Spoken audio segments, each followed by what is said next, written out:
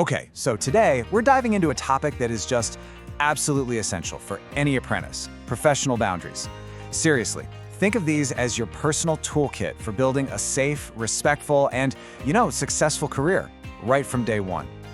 You know that feeling, right? That weird kind of pit in your stomach feeling when an interaction just feels a bit off? A lot of the time, that's actually your internal alarm system screaming that a professional boundary might have just been crossed. And knowing how to recognize and respond to that feeling, that's a total superpower. So, here's the game plan for this explainer. We're going to break it down into 4 key parts. First, we'll get on the same page about what boundaries actually are. Then, we'll look at how they show up with different people you work with. After that, we'll get into spotting the red flags, the warning signs. And finally, and this is the most important part, we'll give you the actual tools you need to protect yourself. All right, let's start with the absolute basics. When we talk about professional boundaries, what do we really mean? Well, at its heart, it's all about those invisible lines that create the very foundation for respect and safety at work. Think of them like the agreed-upon rules of engagement for your job. These boundaries are what keep a friendly professional chat from turning into something, well, uncomfortable or weird. They make sure everyone's role is clear and that you and everybody else can just feel secure and focus on the work. Oh, this quote just nails it. It's perfect. Just like any healthy relationship in your personal life, the ones at work need rules to work well. And boundaries? They are those rules. They would keep things clear, fair, and positive for everyone involved. And here you can see exactly why those rules are so important. See, boundaries aren't about being standoffish or cold. They're literally a form of protection. They guard your personal space, they protect your emotional health from unnecessary stress, and this is a big one: they safeguard your identity as a professional who's just starting out. Okay, so let's get practical and see how this all plays out in the real world. I mean, the way you interact with your manager is going to be totally different from how you chat with your colleagues, right? Well, boundaries are what help us define and navigate those differences. This chart breaks it down so well. Let's take a look.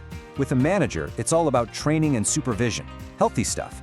It crosses a line when it gets way too familiar or dependent. With a tutor, you want guidance and support, not late-night texts about their personal life. And with colleagues? Yeah, supportive teamwork is awesome. Feeling pressured to go out for drinks or listening to off-color jokes is not. And this brings us to a really crucial point: power dynamics. Look, your manager or a senior colleague just has more power because of their job title. It's that simple. And that means they have a bigger responsibility to keep things professional. And for you, it means you have the absolute right to say no or to raise a concern. I know, it can feel super intimidating, but you need to remember you can do that without worrying it'll blow back on your career. And hey, these rules don't just vanish when you're online. A tutor trying to add you on your private social media, a manager sending messages at 11 p.m., those are digital boundary crossings, plain and simple. And it is 100% okay and professional to say something like, "Hey, can we pick this up on the work email tomorrow?" So, how do you actually know when a line has been crossed? Well, this part is all about learning to listen to that little voice in your head, to trust that gut feeling. This is so important.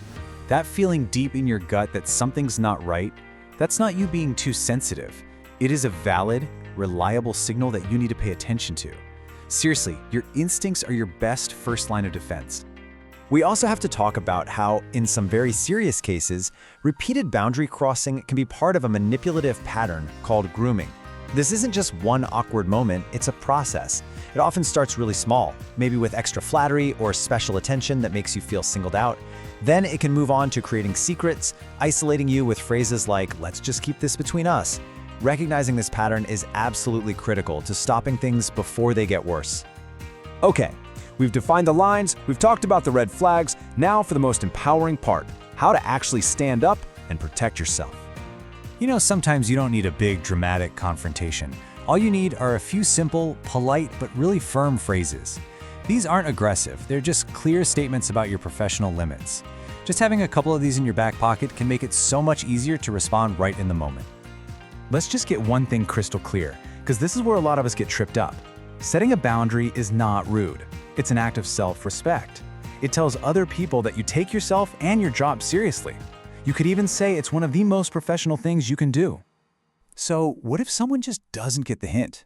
Well, you don't have to deal with it on your own. The process is pretty simple. First, just acknowledge to yourself that this behavior is not okay. Then, you talk to someone you trust, like your training provider or the safeguarding lead. And remember, reporting something isn't about getting someone in trouble. It's about making sure the workplace is safe for you and for everyone else. Because, at the end of the day, that's the whole point. Professional boundaries are the building blocks for a workplace where you can actually learn and grow and do your best work without feeling scared or uncomfortable. It's exactly what you deserve. So, I'm going to leave you with this question to think about. What's one boundary you're going to set this week? It doesn't have to be some huge, dramatic thing. Maybe it's just deciding not to check work emails after 7 p.m., or politely changing the subject when a coworker gets too personal. What's one small, professional line you can draw to protect yourself this week?